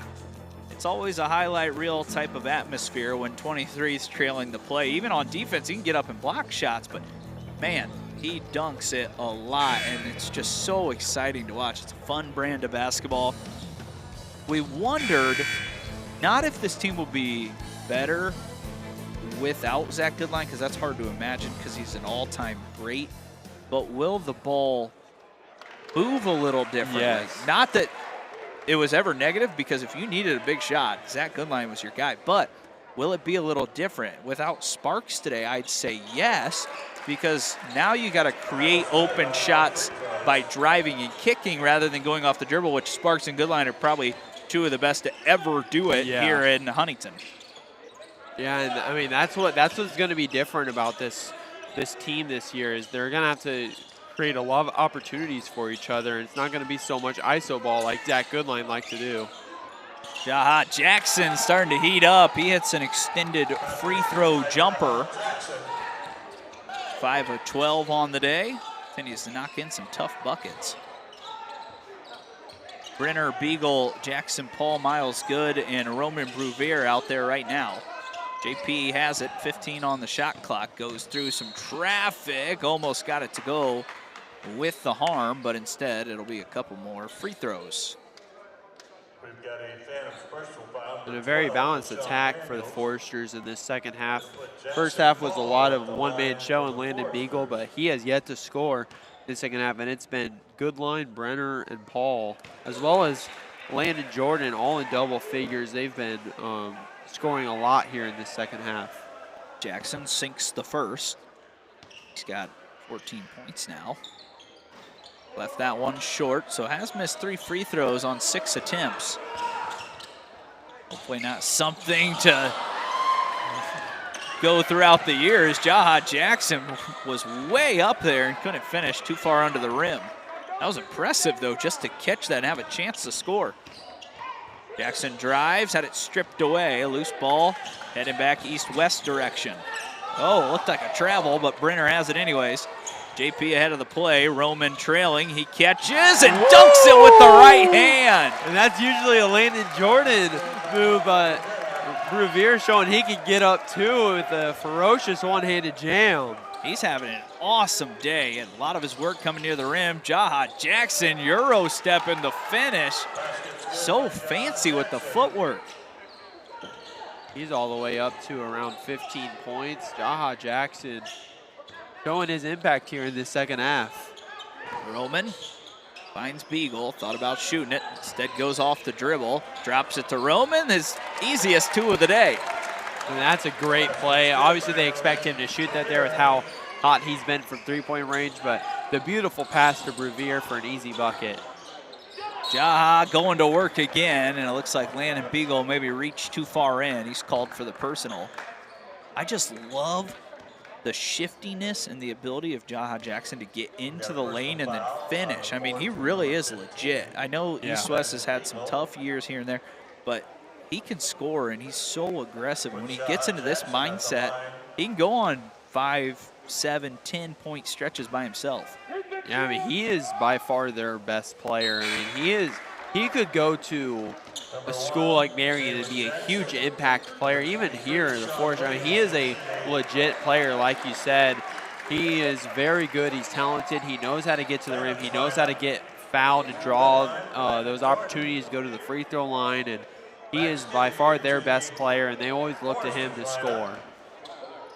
Not sure if I'm saying this name correctly, but Neil Bodeker, that's what I'm going to go with. Excellent broadcast quality, Huntington University. Appreciate you, Neil, and thanks for tuning in today. We're doing our best to add more, and we'll keep getting better. It's a big shout out to Adam Widener, the lead teacher and professor, as Landon Beagle launches and connect. There's 8 if you're keeping track at home. He's now 8 of 11 from downtown, and if he makes 3 more, that's a school record. Big fella inside, turning and scoring, nearly scoring over the top of Landon Jordan, 23 on 23 crime. Landon looking a little confused because it seemed like a little bit of a weaker foul, but sometimes those get called in that situation, and it was enough contact to sell the ref on a foul. John Williams, first time he's been at the charity stripe today. Missed that one way off to the right.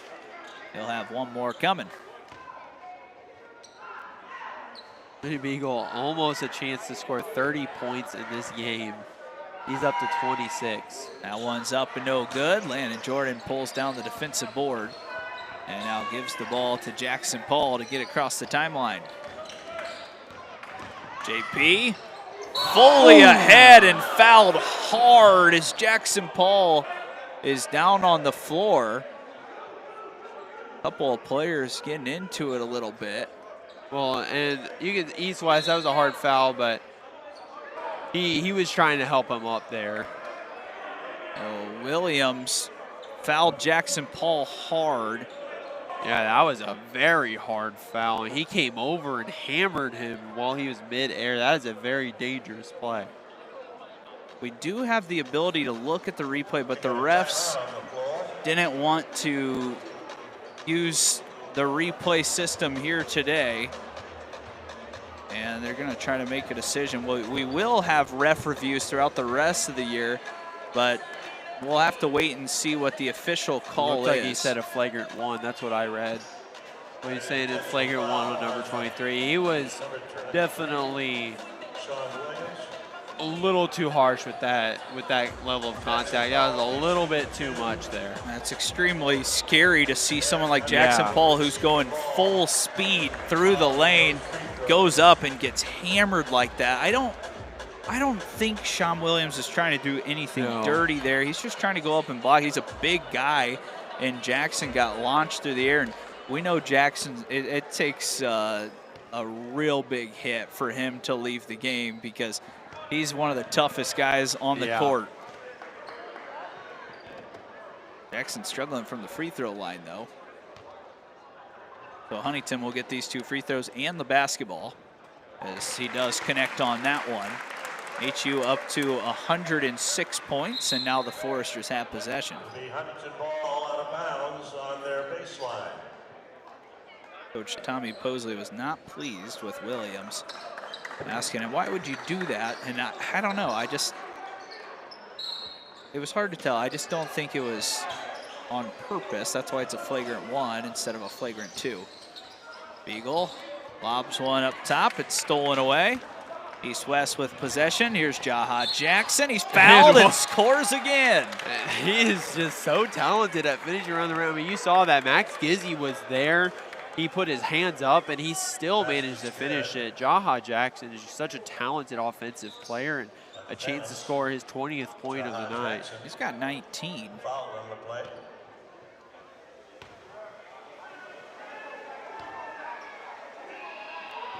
Shot is up and good. Make it 20. I was saying back to Neil as well that Adam Weiner is the professor that leads all this, but Jonathan Peters was the one that hooked us up with the graphics for this year. Beagle, float game this time. Still unable to get that one to go. East-West back the other way, but it's all the students that make this happen, and with the graphics, the replay, the stats, you know, you're even a student here, Ryan, as well. It's fun to see everyone at work and bring a high-quality broadcast.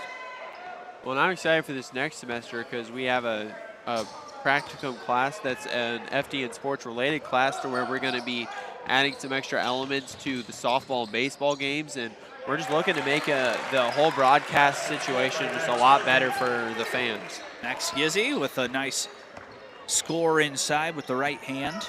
Got to the right spot. Got it to go. Zach Patterson throws it over left side. Dominic Ford, haven't seen him much today. Put it on the floor, up and under. Nice move. What a move. Yeah. A little in and out dribble against Beagle, and he scored it. In the up and under finish, that is a very tough shot to make. Gizzy finds Beagle. He's ready to shoot again. Instead has to go to Jackson Paul, who has it stolen away again. And Ford showing off the handles again. Drive to the left side. It's going to be an offensive foul on Zach Patterson. A little too aggressive there with his forearm. Clearly he just shoved it straight into Beagle's chest, and you cannot do that. Landon Beagle was in legal guarding position and got that foul called. Second of the day for Zach Patterson. Huntington facing pressure again. Gizzy and Jackson Paul break it. That good line inside. Finds Beagle, goes off the dribble. That's an easy left-handed finish. And that's up to 28 points, one more bucket, or maybe 2 free throws, and he has 30. Huntington running again. Drew Goodline ahead of the play. Gizzy goes in the spin cycle. Beagle for his 9th three. Rattles in and out. Gizzy almost kept it alive. He's running out of chances because he might get pulled as Jaha Jackson pulls and hits again. Jaha Jackson, he is a good shooter, and it looked like a travel there by number 1 for East West as he lost the handle and then picked it back up and shoved it to his player, which is generally not allowed, but refs didn't see it. Jackson continues his hot day shooting. Landon Beagle is out of the game as Jackson goes right back in there. He's blocked. Max Gizzy keeps it in the front court. Pulls up in transition and knocks it in.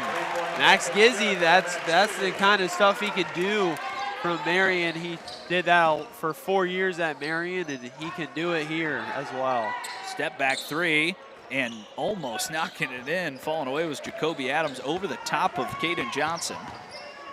Jackson Paul finds Gizzy again for 2 in a row. That one too strong. Good line down the lane, switches to the left hand, drops it off, and another assist for Drew Goodline, that time to Caden Johnson. And number 11 got a technical foul there because he did not agree with the call. He thought that it was a travel on Drew Goodline, but they clearly touched the ball while he was in air. Allows him to come back down with it.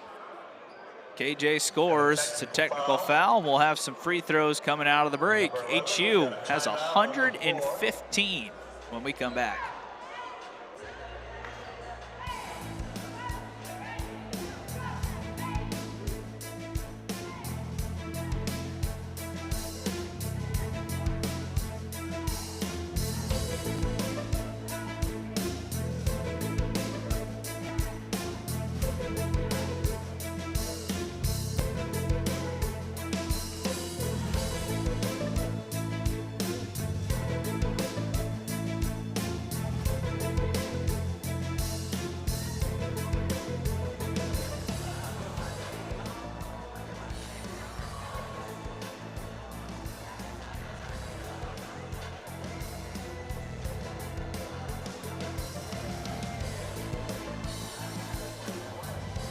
(115-62). The Foresters are really in full control right now. They're going to move to 1-0. If you are looking for a schedule, you can always go online at Huntington University Athletics. And if you're looking to stay close to FDN Sports, you can follow Forester Digital Network on Instagram. You can also subscribe to us on YouTube. You can check out as many broadcasts as you want. And it's the second for Ryan and I today. We're going to have a lot of doubleheaders throughout the year, especially with women's and men's stacking up on weeknights and weekends. I'm excited for the women's side, too. They're going to be solid this year. Coach Darby Maggard got that program back in a pretty good spot. They'll compete in the Crossroads League, and we'll see how high they can climb. And with this new arena, something to keep in mind, it's not a promise, but Huntington now has the capabilities of hosting national tournament games here as well. They're a top 4 team, a top 4 seed. They can host the national tournament games here and have 4 teams in. You have your first 2 rounds, and what a home court advantage that'd be here in this arena. Yeah, absolutely. The fans would be, I mean, the atmosphere in here is electric on just some regular games. I can't imagine what a national tournament game would be like inside Platt Arena. Jalen Jackson off the dribble. Tatum Metzger got his hands a little too close to the offensive player. Got a Forester personal foul, number 4. Tatum Metzger Huntington will be back in action next weekend. That is a Friday night game. Got to check on that start time here in just a moment. That one is up and in. It was a 1-1. Roman Bruvier, was not aware and had to readjust, but it went in anyways. Jalen Jackson, second free throw, is just as good. So next Friday night, 6 p.m., Indiana University Columbus. They lost their first game to Grace Christian earlier today. Foul called on East-West. And then after that Friday night 6 o'clock game, Huntington bounces right back against Milligan, which is a school out of Tennessee, at 4 p.m. So back-to-back days. I love that tournament. I grew up coming to it, and a lot of these people here in attendance today have been coming to that for years and years. The Ness brothers do a lot for Huntington Athletics and Coach Corey Alford, and a lot for the community as well, a realty group here in town. And not only that, but they'll also induct a couple of athletes into the Hall of Fame for Huntington Athletics next weekend. Good, scooped it to Bruvier, tries to keep it alive, and a couple of players dodging out of the way. Downhill goes Dominic Ford, loses possession. He's gonna fire a 3 now. That one's in and out. Oh, KJ wow. had it ripped away, and then scored over the top of by Zach Patterson. Got the steal and the bucket. Things are getting a little physical down the stretch here. Roman turns it over. Timeout. Coach Posley wants to take one, and I think we'll go ahead and take it here because it's going to be the last media as well. 118-66. We come back for the final 3:38.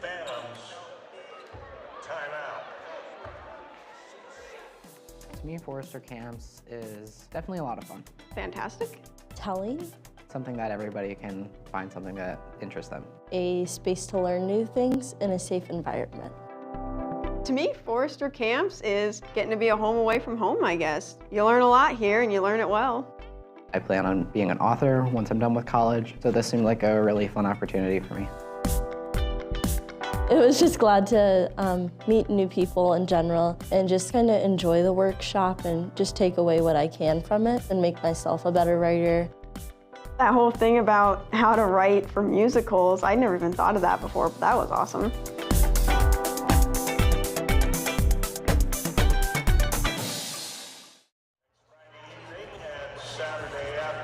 Final 3:38 coming to your living room, your phone, wherever you may be watching. 118-66. Preston Husband, Ryan Holzapple, the rest of the FDN Sports crew. Just our first of many, many basketball games, and we selfishly hope we have extra games for the Crossroads League tournament and the national tournament. Huntington projected to be number 2 in the Crossroads League behind Indiana Wesleyan. That team's going to be tough because they're adding Luke Brown, who's a transfer from Stetson, and he is really, really good. Wouldn't be surprised to see him win Player of the Year, but the Foresters have a good player who's going to be out the first 4 in Lane Sparks. He could also contend for that spot. Averaged 21.5 last year. Might average more than that this year. We'll see what he's got in store once he returns. Yeah, absolutely. I mean, they are expecting a huge season from Lane Sparks. He is, I mean, he was already our second best player with Zach Goodline on the team, and now he has the reins. He is the best player on our team, our best offensive weapon, and I mean, I think that he could easily average 25 points if he plays anything like what he did last year. Okay, so they're going to actually take the media timeout now, but we'll just go ahead and keep it here. So you take a look at the Foresters' schedule. As mentioned, next Friday, 6 o'clock right here inside Platt Arena against Indiana University Columbus. First year they've ever been a program, so it'll be a learning experience for them. And then Milligan will be here on Saturday for that Ness Brothers Hall of Fame Classic at Lawrence Tech. That could be a tough game up in Michigan on Wednesday, November 6th. And then Holy Cross back here on November 9th. Madonna's always tough, top 25 team again this year on the 13th of November.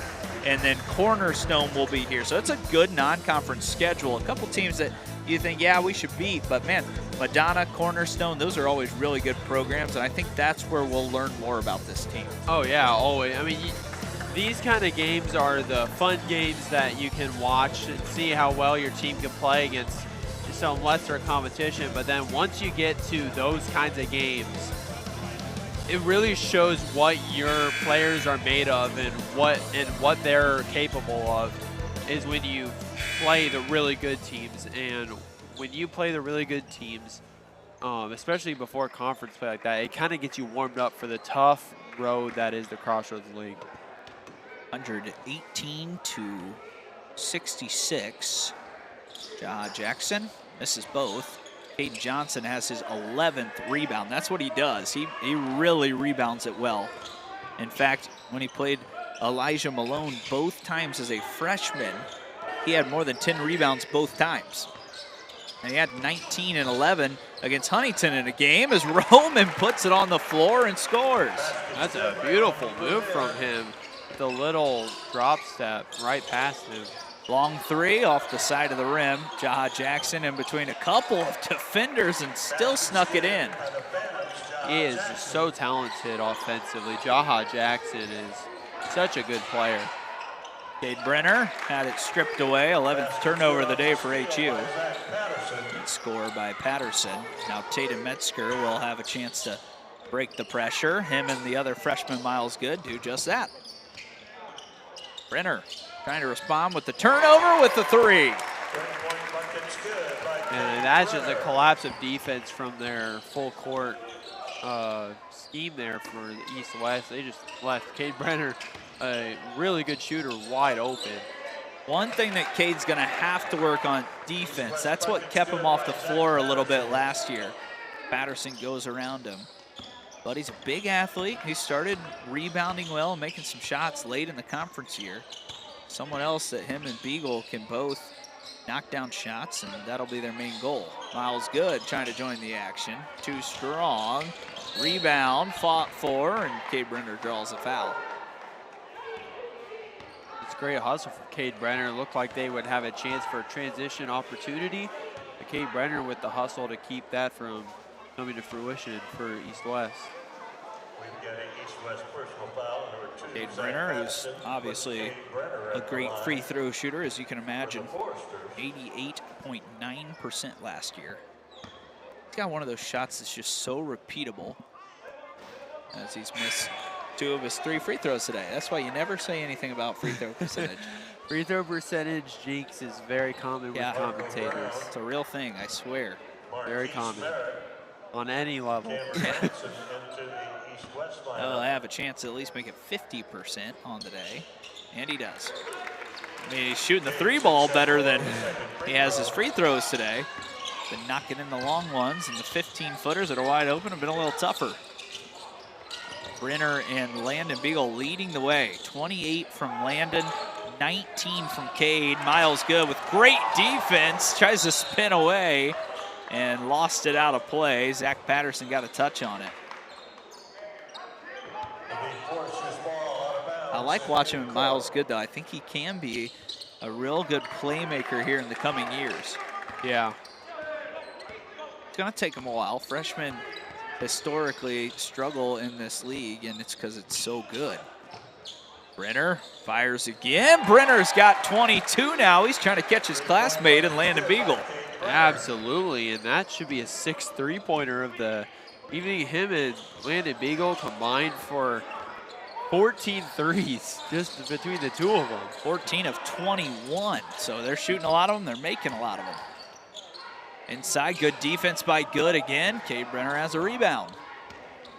127 points for HU.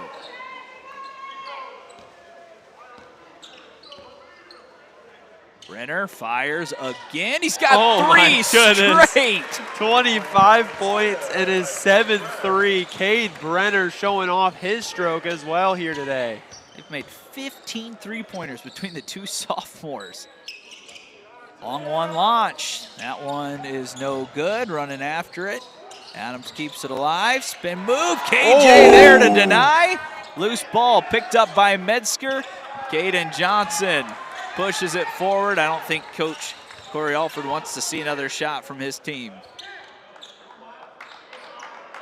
HU puts up 130 points on day one of the new year. Foresters completely dominant. It was Landon Beagle and Cade Brenner that put on a show. There is a slight difference between the shot clock and game clock, as KJ is just going to let it go out. It's technically a shot clock violation, but they're going to end the game. The Foresters win big, and that's what they needed to do to start the year, and they took care of business. Yeah, almost a 60-point blowout as Foresters came up and took care of business exactly how they expected to, and huge contributions from players you wouldn't expect, like Landon Beagle and Cade Brenner combining for 53 points just between the two of them. Those are two sophomore players, so if they can continue this, it'll be a bright future as well as a really bright season for the Foresters. And his first career start at that, Beagle puts up 28 and 8. Just staggering numbers across the board, and that's what's going to happen when you put up 130 points. I mean, you dominate, you put up a ton of assists, a ton of points. Rebounding was good for HU, and Coach Corey Alford is here to join us for the post-game interview as we try to adjust the headset. And now we've got Coach Corey Alford on the headset with us here on FDN Sports. Fifth year, Coach Alford, your team takes care of business today, and two sophomores that maybe last year didn't have the largest roles. Today they combined for 53. Yeah, I think it's what you want to see from freshmen coming back, and Beagle and Brenner have both put in a lot of work over the summer, and to have expanded roles with some of the guards that we graduated last year, to see them knock down shots was really good, and they had good spurts defensively as well. We maybe didn't see it on full display today, but the transfer portal is definitely very real in the college basketball world. Max Gizzy, big impact transfer, just does all the dirty work, the small things. He had a great game today, but along with KJ in there as well, you guys went out, got some players that have some experience in this league, and they're quite good today as well. It's KJ's first real action in over a year and a half, so to see him back on the court, always good. And then Max, just a great leader and knows our league well. He's blended in with our team from day one. So great start for us. We got to accomplish what we wanted to accomplish, and now we got a few days to get ready for next Friday. Yeah, Ness Brothers Hall of Fame Classic, always a special memory for me, even just coming here as a kid and watching players back then, but that'll be a fun weekend for you guys as well. We thank you, Coach, for joining us, and looking to see you next Friday. Absolutely. Thank you, guys. See you then. Thanks, Corey. All right, Coach Corey Alford joining us for the post-game interview. I think they want you to maybe stand up, Ryan. A big win today for the Foresters, 53 points combined by Landon Beagle, and you take a look at what, Cade Brenner did as well. 15 of 22 from downtown. Really, really great games by both of those guys. Yeah, absolutely. And like Corey just said, that's what you want to see from players who are coming back from freshman year where they maybe don't get as many minutes, they don't get as much of a role on this team or opportunities to score, and to kind of come out first game of the season, show what they're capable of, show why they deserve a role or minutes on this team. And I think this will be an exciting season of Forester basketball. Foresters are 1-0. Ryan and I, 2 broadcasts today. I'm ready to go eat some dinner. Yeah. I don't know about you. Thank you guys for tuning in wherever you may be watching today. FDN Sports will be bringing it all year long. Thank you to everyone in the back who had such a great broadcast. Landon Jordan's dad letting us know he's a human highlight reel. That's the truth. We'll say it all year long. Get that dunk tracker ready, Jonathan Peters. We'll see you guys next time.